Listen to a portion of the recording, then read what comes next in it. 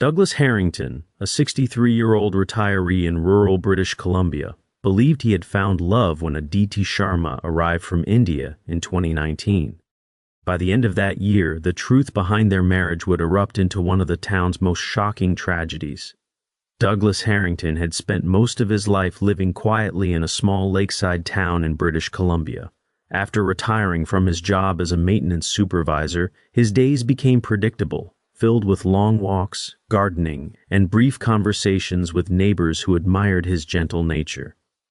But behind his calm exterior was a deep loneliness that had grown stronger after the death of his older brother, leaving him without close family. In early 2019, Douglas joined an online companionship platform, hoping only for friendship. That was where he first came across the profile of Aditi Sharma, a 24-year-old woman from India whose photos showed confidence and warmth. Her messages came frequently, expressing admiration for his kindness and offering him the sense of attention he had not felt in years. Within months, Douglas felt connected to her in a way that made his quiet world feel alive again. When Aditi suggested that marriage could give them both stability, Douglas interpreted it as a sign of genuine affection. Friends and neighbors were surprised when he announced the news, but most chose to support him, believing he deserved happiness. When Aditi arrived in Canada, she stepped into his modest home with enthusiasm, complimenting the comforting simplicity of his life. Douglas felt proud guiding her through the routines he cherished, from morning coffee on the porch to evening walks by the lake. For a while, the relationship appeared harmonious.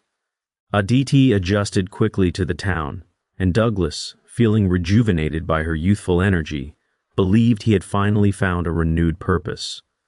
In those early months, he had no reason to suspect that anything about her intentions was anything other than sincere. The change in Aditi's behavior began subtly, almost unnoticeably at first.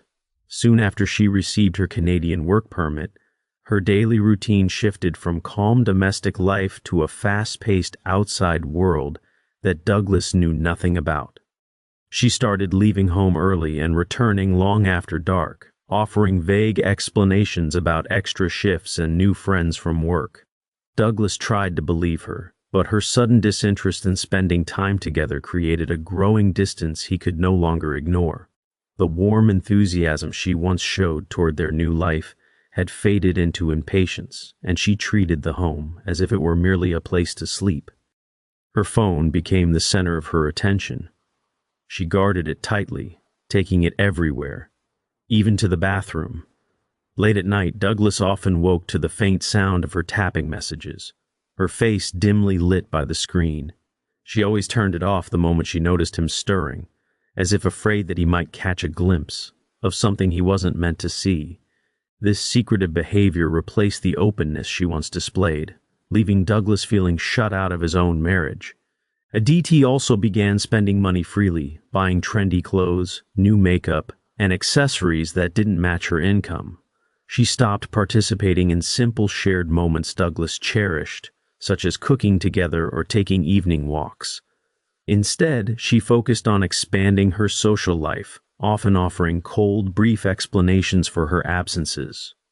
Each change built upon the last, turning the warm, hopeful atmosphere of their early days into an unsettling silence. Douglas felt an invisible wall rising between them, and for the first time, he sensed that something was terribly wrong. Douglas tried to ignore the growing sense of unease, hoping the tension in the home would fade with time.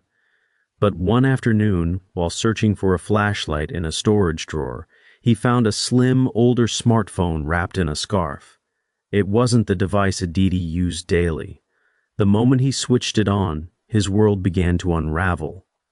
Dozens of unread messages appeared on the screen, each one revealing a side of Aditi he had never imagined existed. The chats were filled with plans, expectations, and coded conversations between her and several people back in India. They discussed timelines, visa requirements, and strategies to maintain the appearance of a legitimate marriage. Some messages congratulated her for finding an easy route into Canada, while others encouraged her to stay focused on her goal until everything was approved. Scrolling further, Douglas found photos she had taken before leaving India, images of her with a young man who appeared frequently in her chats. In the messages, she assured him that her stay in Canada was temporary and that she would return once her paperwork was finalized. She wrote about saving money, gathering documents, and enduring the months with Douglas as a necessary sacrifice. The tone of the conversations left no room for misunderstanding. Everything he had believed to be genuine affection was part of a well-planned strategy. The discovery left Douglas stunned. He felt as if the foundation of his life had been shaken apart in seconds. All the affection, the promises, the hopeful future he had imagined now seemed like an illusion, carefully crafted to exploit his trust. Each message deepened his sense of betrayal, leaving him overwhelmed by a cold, consuming emptiness he could not escape. Douglas hoped that the messages on the hidden phone were misleading or incomplete, but doubt clung to him with increasing weight. He began paying closer attention to the household finances, something he had always handled casually.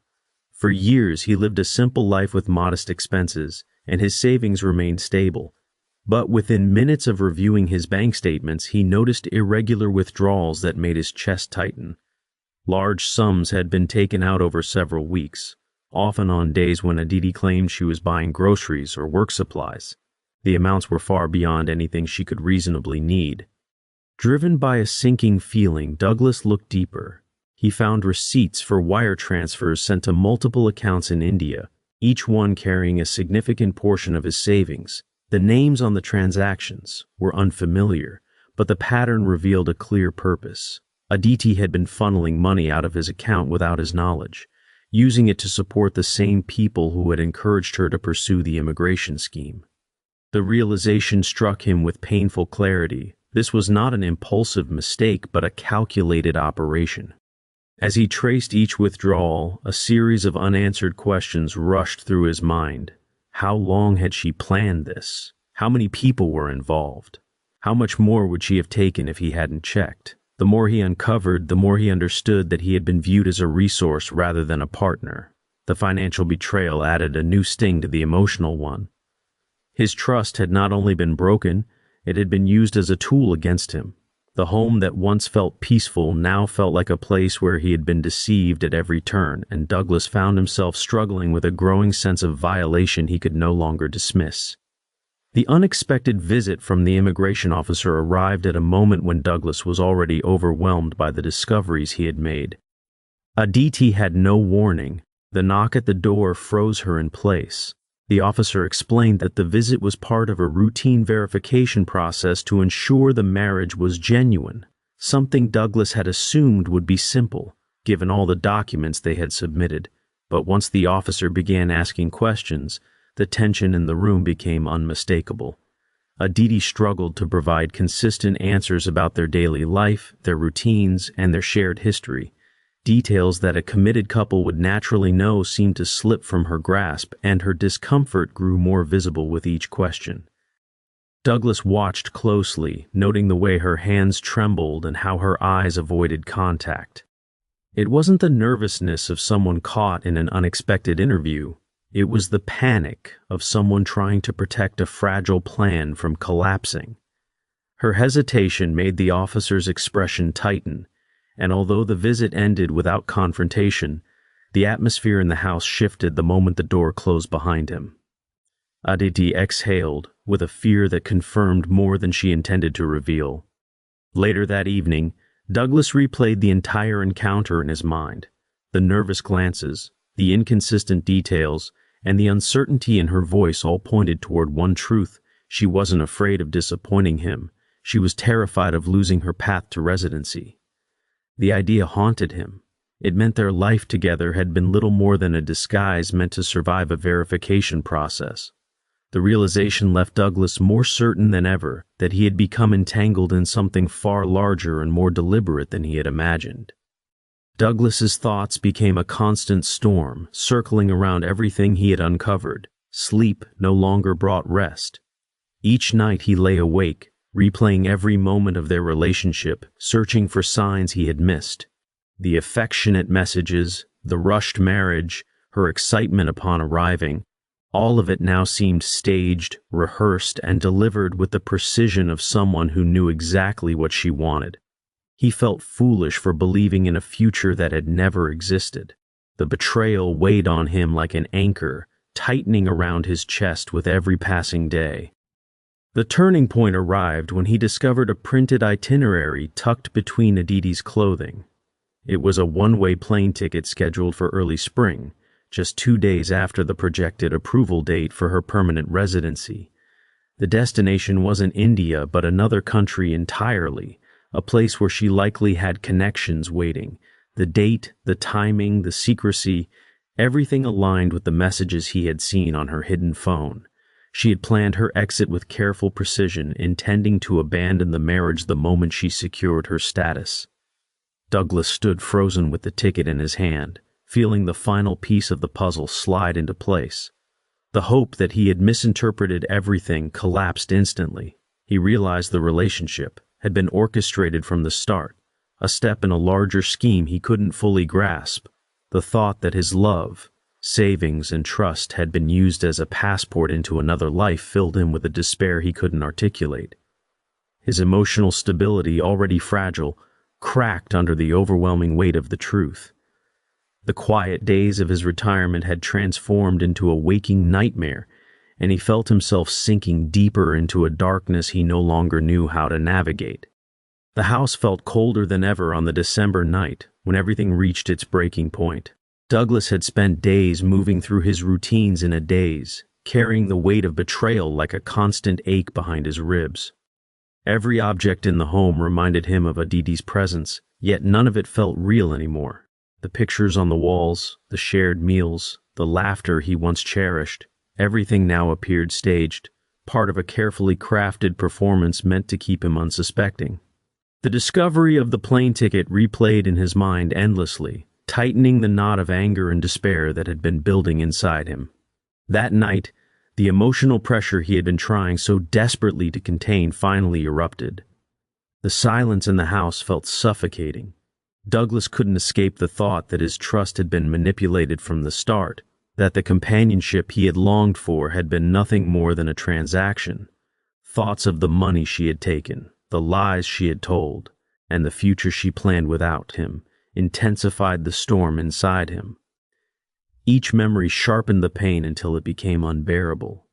When he confronted Aditi, his emotions spiraled. Years of loneliness, months of deception, and the shock of discovering her true intentions collided in a moment he could no longer control. His judgment dissolved under the overwhelming weight of fury and heartbreak. The situation escalated beyond anything he could have imagined or reversed. In that irreversible moment, Douglas crossed a line that transformed his despair into a tragedy. When the house finally fell quiet, he stood frozen, consumed not by victory or relief, but by a hollow, devastating numbness that swallowed everything around him. The morning after the tragedy, Douglas walked into the local police station with a vacant expression, as if the weight of the night had drained every last ounce of strength from him. The officers noticed his trembling hands and distant stare before he quietly confessed to what had happened. The news spread rapidly through the small town, shocking neighbors who had once viewed the couple as an unusual but harmless pair.